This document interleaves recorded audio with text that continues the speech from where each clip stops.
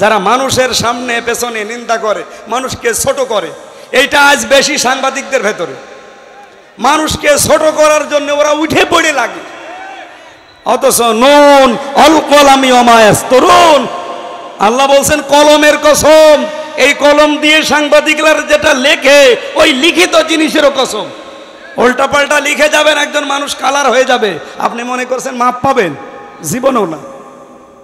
ওয়াইন্না লাকা লা আজরান গায়রা মামনুন, ওয়াইন্না লাকা লা আজরান। হে নবী, এই সংবাদ প্রচার করতে গিয়ে, কোরআনের বাণী প্রচার করতে গিয়ে আপনি তো বিভিন্ন সময় যন্ত্রণা পোহান, বিভিন্ন সময় বাধার সম্মুখীন হন, আপনার কষ্ট হয়।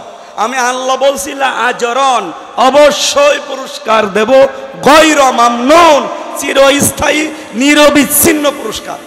সুতরাং সাংবাদিকতায় যারা আছেন, আল্লাহর দিন প্রচারে যারা আমরা আছি, সত্য প্রতিষ্ঠা সত্য প্রচারে যারা আছি, বাধার সম্মুখীন হই না হই না?